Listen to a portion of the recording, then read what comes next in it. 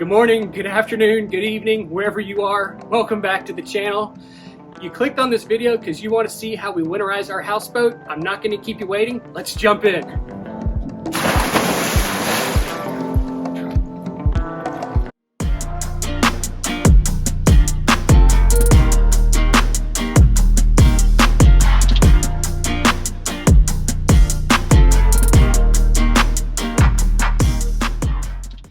Depending upon where you are, there's going to be a lot of different factors that you're going to need to consider when it comes to winterizing your boat. And winterizing your boat can mean different things to different people. We're just going to focus on the generator and the engines today. There are other things that we can talk about. Stick around to the end and I'll make sure to mention those as well. Unlike our cars, the generator and engines on our houseboat don't have a radiator to exchange the heat. So on boats, oftentimes you'll find that the engines and generator will draw up water from whatever type of water it's in, whether it's a lake, a river, or the ocean, and it will use that water to exchange the heat out to make sure that the engine runs at an optimal temperature.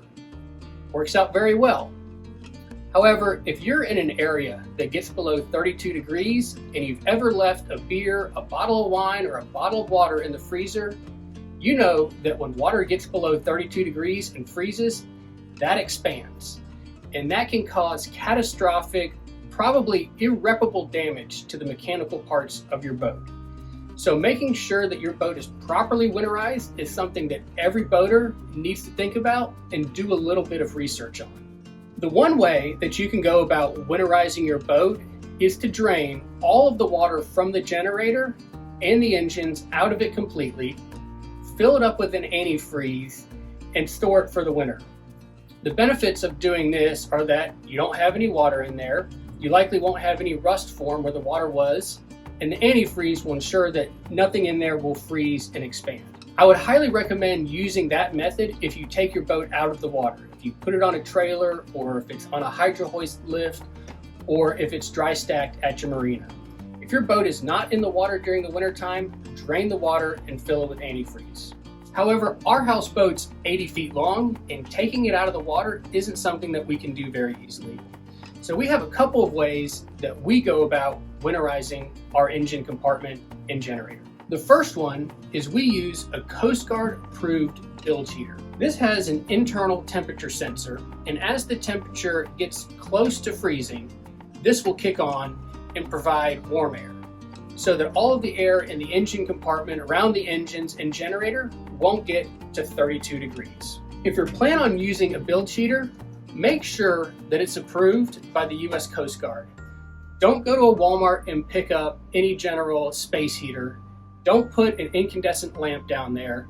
That is dangerous and it can cause a fire, because right next to the engine and generator, likely 100 gallons of fuel, and that's not something safe to have an open ignition source for. Use something that's Coast Guard approved. If you're getting value out of this content, if you're enjoying today's video, if you look below, you'll see a subscribe button and a like button. Give those a tap. It lets us know that you enjoy this content and we can keep creating it for you. And I'm really anticipating that the comment section is going to light up with everyone's ideas about what needs to be done for winterizing your boat. Leave those below. This is a great forum to connect with boat owners and exchange ideas. We'd love to hear what everyone else is doing, especially our friends up north in Canada. I know we have a few watching. I'd love to hear what you guys are doing to winterize your boat. The second thing that we do is on the outside of our boat, we have little vents that let fresh, clean air flow through the engine compartment. And this is good for making sure that exhaust fumes can get out. What I do is, because we're not going to be using the boat, I'll go stuff some old t-shirts in those vent holes, put a little piece of tape over it, so that in the event that this space heater is turned on, but really cold air is blowing through the area, the likelihood of that air pushing out the warm air reduces. The third thing that we do is we leave the temperature on inside of our boat. We leave that set to about 50 degrees. So between 50 degrees on the boat, the space heater right here, plus the lake that we're in, the water will never get below 40 degrees. I'm under the boat right now, if you can't tell. and this is the outdrive of the starboard side. It's because all of this is underwater, and this water will never get anywhere near 32 degrees. So while it's cold to us, it's not cold enough to cause damage to any of these parts. It does get dirty though. You'll have to go for a cruise and clean it up.